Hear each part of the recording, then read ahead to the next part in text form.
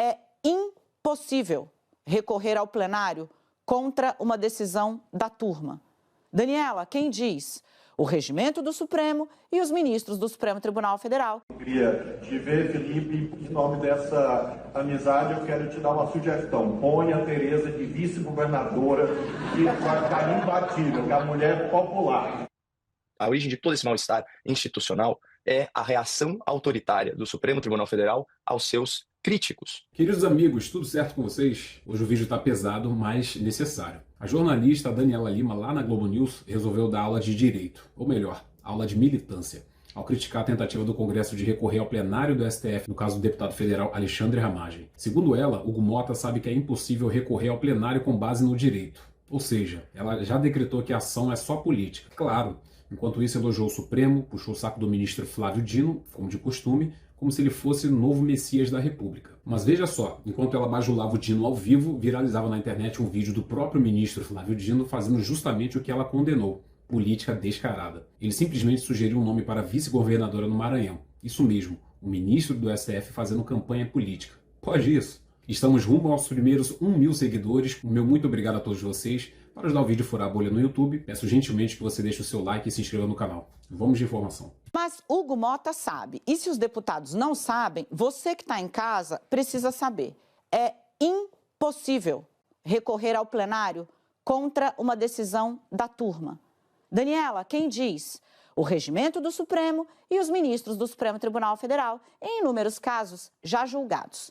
Vamos tentar explicar para quem está em casa? A turma não é uma coisa acessória. A turma, a partir de um determinado momento, por conta do volume imenso de ações penais que o Supremo precisa processar, as turmas são plenários em si.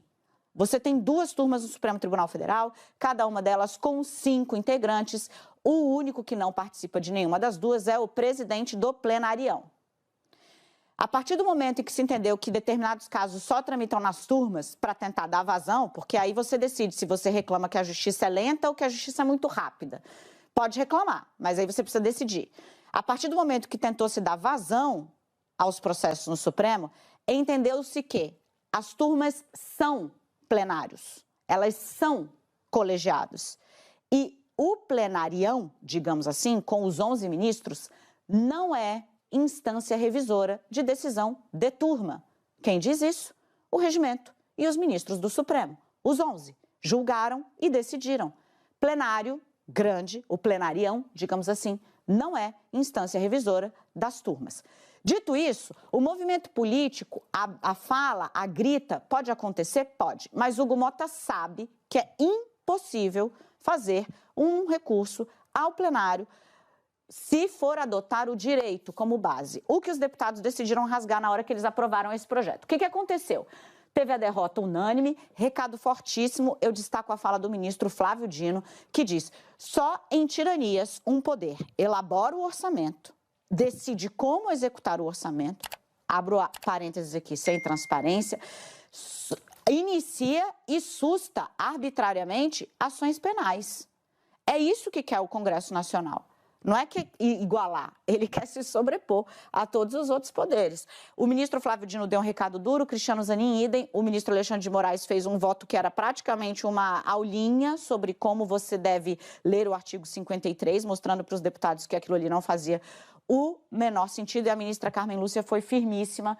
Meus amigos, está aí o circo armado. Enquanto o Supremo faz o que quer e ninguém pode criticar, tá tudo normal, né? Mas se alguém do Congresso respira mais alto, já vem o exército de militantes, jornalistas e juristas de estimação gritando ameaça à democracia. Flávio Dino simplesmente rasgou a Constituição, o artigo 95, parágrafo único, inciso 3. É claro, o juiz não pode se envolver com política partidária, mas ele foi lá, na maior cara de pau, e agiu como cabo eleitoral no Maranhão. Isso é ilegal, isso é imoral, e isso é uma afronta ao povo brasileiro.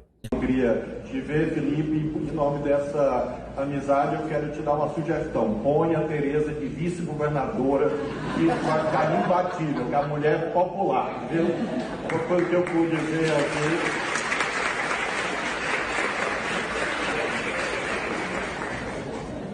Eu acho que só há um empecilho, ela não tem idade constitucional ainda, né, para poder exercer esses cargos. Tem que ter mais de 21 anos. E quando vocês aplaudiram o Arnaldo, eu disse, Camarão é ele é o cara. Aí vocês aplaudiram mais a Tereza. Enquanto a Globo News passa pano, o Supremo vira um santuário de hipocrisia. Rede Globo e Daniela Lima, não esqueceremos de vocês. E para quem ainda duvida do tamanho do problema, o Caio Coppola mandou a real num vídeo recente. Ele não só criticou, ele escancarou. O STF é a origem da crise institucional no Brasil. Eles não são fiscalizadores da democracia, eles a sufocam. Enquanto a mídia protege, Coppola desmascara. Esse Supremo se comporta como um tribunal de exceção que pune quem ousa criticar e protege os seus próprios abusos. Olá, doutor Zé Eduardo, saudações à nossa audiência. Olha, Basília, na minha opinião, o diagnóstico das elites de Brasília sobre essa crise das instituições, ele está completamente equivocado.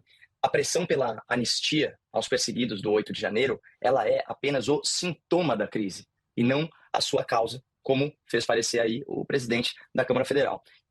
Em outras palavras, puder colocar isso como uma metáfora, ir contra a anistia é como tentar baixar a febre sem curar a infecção. Então, qual seria a infecção propriamente dita? Qual seria a causa dessa crise que está, por assim dizer, adoecendo a nossa democracia?